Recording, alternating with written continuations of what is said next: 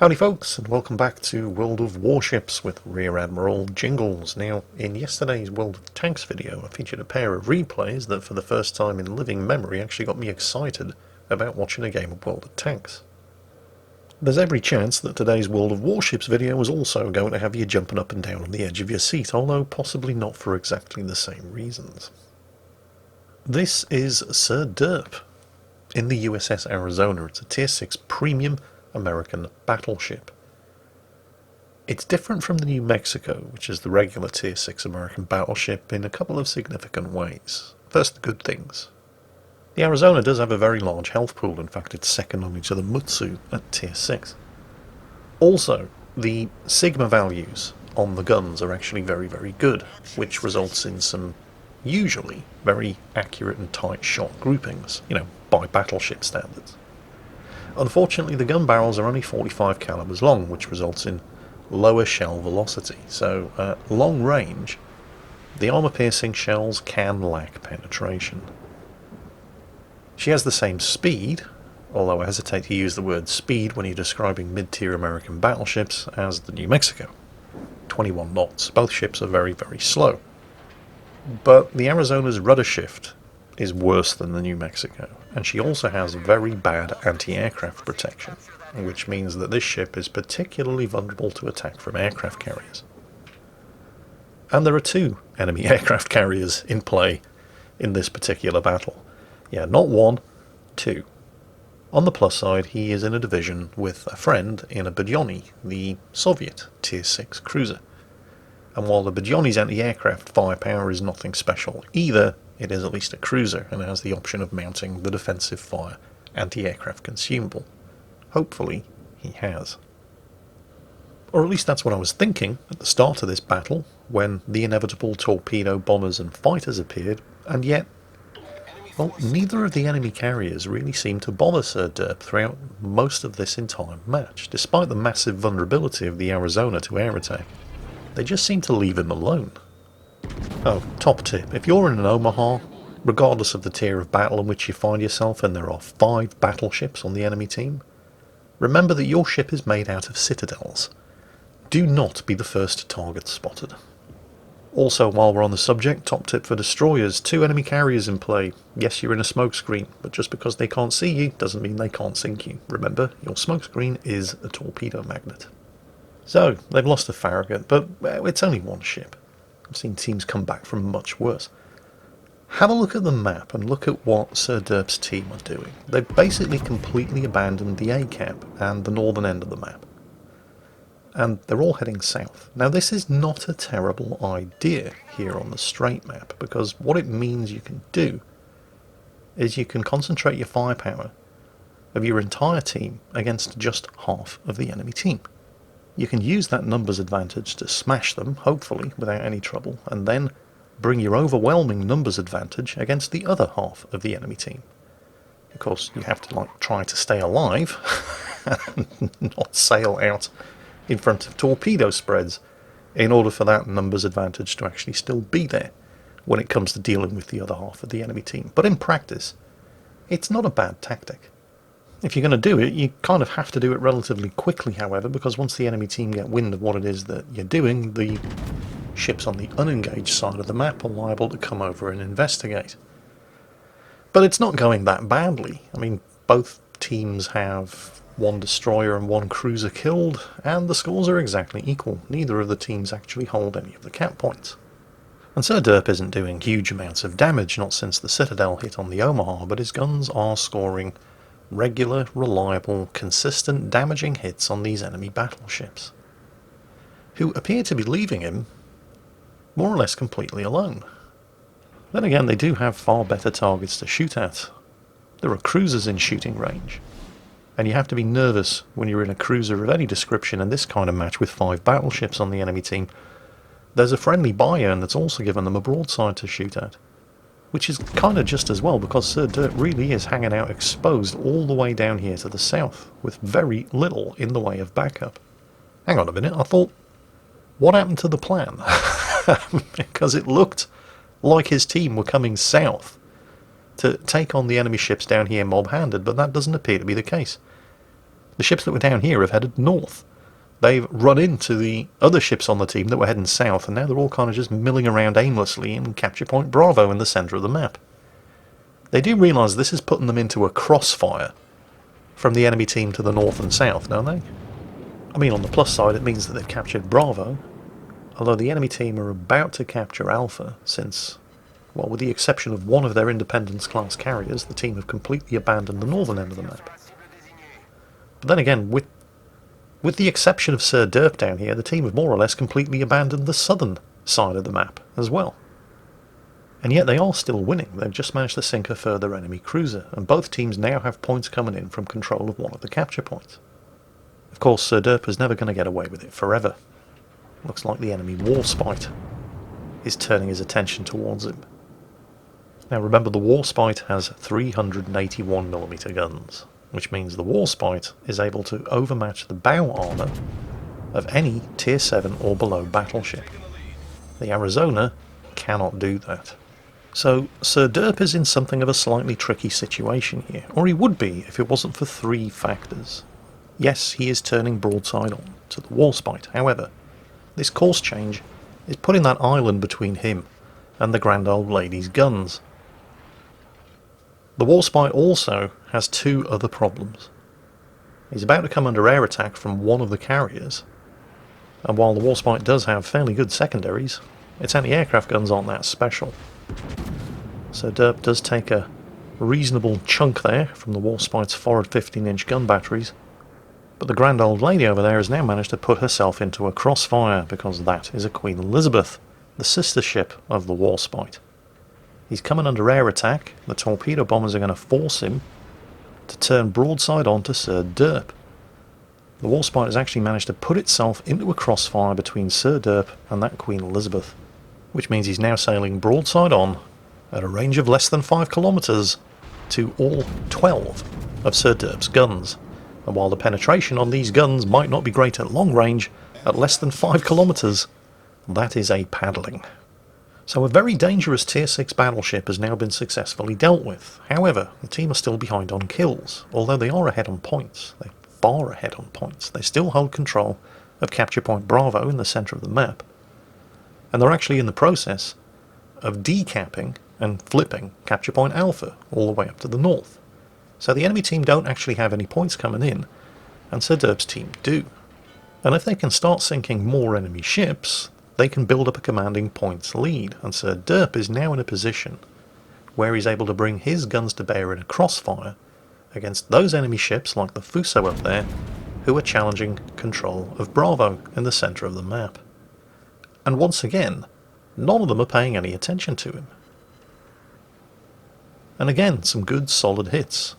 He's now up to 74,000 damage done, which would be a respectable amount of damage to do in a Tier 6 battleship, but this game isn't even halfway over yet. And the team do start to bring the kills back, at least momentarily. The enemy team are now down 6 ships. They're now completely devoid of destroyers, which is great news for all of these battleships. And Sir Derp continues to farm reliable, consistent, solid damage numbers against this Fuso. The Fuso, of course, isn't the most heavily armoured battleship at Tier 6. And this kind of range is just about ideal for the armour-piercing shells on the Arizona's guns. And while the team have just lost their last remaining destroyer of their own, they're still ahead 1 kill, and they're about to start capping Charlie down here at the southern end of the map. Sir Derp is about to enter the cap circle in the Arizona, and the Queen Elizabeth is in there as well. So the enemy team are behind on points, they're behind on cap circles, and they're actually behind on ships. And that's shaping up to be quite a commanding points lead. They actually now have more than double the point score of the enemy team. There's a torpedo salvo going in on the Fuso, and it looks like he's going to eat at least 2 of them. Now the enemy team have managed to sink the Badioni, so Sir Derp's division mate has gone to Davy Jones's locker, but it's nowhere near enough. All they've actually managed to do is equalise the number of kills. But they still don't have any points coming in from captures, and the points lead that Sir Derp's team enjoys over them is still huge. And it's the enemy ships that are now getting caught in the crossfire. Enemy Bayern over there, also with 15-inch guns, just 1mm smaller in calibre than those of the Warspite. And they're going for the Queen Elizabeth again. Nobody is... I mean, Sir Derp has been detected for just about this entire game. The Arizona is not a particularly stealthy ship, but with the exception of the Warspite, hardly anybody's bothered to shoot at it. The enemy carriers in particular could have scored significant damage against him while they still had their aircraft. Like that guy over there in the Ryujo, who's actually going for the cap on Bravo. He's had all of his aircraft shot down, so he's now trying to do, well, whatever he can, by whatever means necessary, and he's not alone. This has been a bit of a war of attrition in the air for all of the carriers. The independence on Sir Derp's team up to the north has just let everybody know that he's down to one squadron of bombers, and then he's turning himself into a ram. I have to admit, I'm kind of torn on what to think here. On the one hand, you're thinking the carrier's out of aircraft, and he's announced his intention to try to ram and sink an enemy ship, and you have to applaud that, but at the same time, is there anything better that he could be doing? I mean, the Ryujo over there in Bravo is clearly out of aircraft, and he's attempting to cap Bravo for the team, but, well, that didn't really work out too well for him, did it? I mean, okay, he tried, but all he really succeeded in doing was feeding some points to the enemy team. Maybe it would have been better if he just attempted to hide as well, stay alive and deny the points to the enemy team. Now you can sympathise with the Ryujo, because looking at the positions of the ships on the map, there wasn't really anywhere for him to hide. He didn't really have a huge amount of choice other than to make himself useful by capping, and I don't really want to try to second guess the intentions of the independents on Sir Derp's team all the way up to the north. At the moment, and yes, that is the high caliber award, Sir Derp now has 137,000 damage done. Don't worry, it's going to get significantly better before the end of this match. The independents up to the north, at this precise moment, having had all of his aircraft shot down, with the team in control of all three of the capture points, and with over double the points score of the enemy team, maybe going for the ram on the enemy independents didn't seem like such a bad idea. So I'm really not trying to point fingers here, but I just want to draw your attention to what is going to prove to be a critical juncture in the course of this battle. At this precise moment, going for the ram on that independence up there probably seems like a very good idea. I mean, that enemy carrier does still have his aircraft, and removing him from play at the cost of sacrificing your own unarmed ship probably seems like a very good idea. But he does have other options. Or he did have other options. Because there's a huge expanse of ocean up there to the north that he could have hidden in. And right now, he's taking broadside salvos from the Fuso. Sir Derp's team only have 4 ships left. They're about to lose the Queen Elizabeth. They now only have 3 ships left, one of which is an effectively unarmed aircraft carrier. And now they only have 2 ships left. Because, let's not forget, the enemy independence did have his aircraft, and has just sunk him.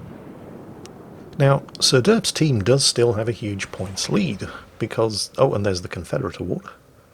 They're still the only team that actually controls any of the cap circles, and have controlled most of the cap circles for the vast majority of this game. Sir Derp is now effectively alone against 3 Tier 6 battleships, 1 Tier 6 cruiser, although, well, that Leander probably isn't going to be too much of a threat for much longer, and 1 Tier 6 aircraft carrier, a Tier 6 aircraft carrier which still has its aircraft, and he's in an Arizona. He has a terrible turning circle, and he has pretty bad anti-aircraft guns. And that enemy aircraft carrier is the only carrier remaining in this game that still has aircraft, because Sir Derp's only surviving teammate is an Independence which also doesn't have any aircraft left. Now that Independence is attempting to make himself scarce and heading up to the northwest, where he's going to hide. And again, I'm not trying to point any fingers here, but maybe that's what the first Independence should have done. Yes, at the time he committed to the decision to attempt to ram and sink the enemy Independence, it probably seemed like a pretty good idea. But it's funny how quickly, in a game of World of Warships, things that seem like a good idea at the time aren't. Okay, so Derp has sunk the Leander, in the process successfully defending Capture Point Bravo. Right now, he is to all intents and purposes alone, with 190,000 damage done, against 4 enemy ships. At this point, he's playing the points game. His team still has huge points advantage over the enemy team. So his priority now, and here come the aircraft, his priority now, well, he has two priorities. One, stay alive at all costs, and two, prevent the enemy team from gaining any further points, or at the very least, preserve the points advantage that his team currently enjoys. So he has to prevent these two Bayerns from capping Charlie. Unless he single-handedly sinks all 4 enemy ships in the time remaining in this match, which, let's face it, doesn't seem too likely, the only way he's going to win is by having his team reach 1,000 points, and they're at over 800 points, so this is entirely doable. All he has to do is stay alive, which is looking increasingly unlikely as well, and prevent the 2 Bayerns over there, although we can only see one of them at the moment. Oh wait, there's the second one. Prevent these 2 Bayerns from successfully capping Charlie. He's already defended the cap against the first one, and this is why, rather than focusing his fire down on the badly wounded Bayern and finishing him off, he's switching his fire to the second one to reset his capture points as well. But, well, you know, this is significantly easier said than done. It is 2 Bayerns, and they do have 15-inch guns, and just like the Warspite, they can overmatch his stern armour. He's also taken fire from the Fuso, who is now within shooting range as well, but the Fuso shots are, for the most part, completely inaccurate. And hang on a second. Those 2 Bayerns are now sailing out of the cap circle. The one to the rear is almost out, and the one in the foreground is making significant steam as well. So, again, you know, I don't want to point fingers and second guess here, particularly of somebody who's managed to do 222,000 damage in a tier 6 battleship. But, at this point, he's about to die. If Sir Derp had concentrated his firepower against that Bayern there, and finished him off, rather than continuing to spread his fire between these 2 German tier 6 battleships. And again, I do want to make the point that it's very easy to sit here watching a replay or watching a battle on YouTube and pronouncing judgment on what somebody should or shouldn't have done. We're not experiencing the stress and pressure of the player concerned during the actual battle at the time. But if Sir Derp had finished off that Bayern, and if that independence earlier on hadn't gone for the RAM, with 241,000 damage done in a tier 6 battleship, that is an impressive amount of damage for anybody to do in a tier 10 battleship. But at this precise point, with 960 points on the board, a Bayern is worth 40 points. This would have been game over, and Sir Derp's team would have won. But, as Tony Soprano's dear old grandmother used to say, wish in one hand, shit in the other, and see which one fills up first. And now all of the pressure is on this independence, who is flooding, and now has to stay alive for another 20 seconds so his team can reach 1,000 points and win. And he makes it to 987 points before the dive bombers from the enemy independence finish him off. And so the enemy team comes back from a 600-point deficit, despite the fact that Sir Derp managed to do 241,000 damage, an unheard of number in a tier 6 battleship, and it still wasn't enough to win. I mean, at the same time, you have to give credit to the enemy team for having the tenacity to come back and win from such a massive points deficit, but at the same time, Sir Derp has to be kicking himself. After a performance like that, 241,000 damage done at tier 6, more than 2,000 base experience, and it all pretty much came down to that one click of the left mouse button at the second Bayern rather than the first. That's where he lost the game. Sir Derp, try not to judge yourself too harshly, try not to take it too hard, because you did have a phenomenal score. But my commiserations on the result. Everybody else, I hope you enjoyed today's video, maybe learned a thing or two from it, because that's it for today. And as always, take care, and I'll catch you next time.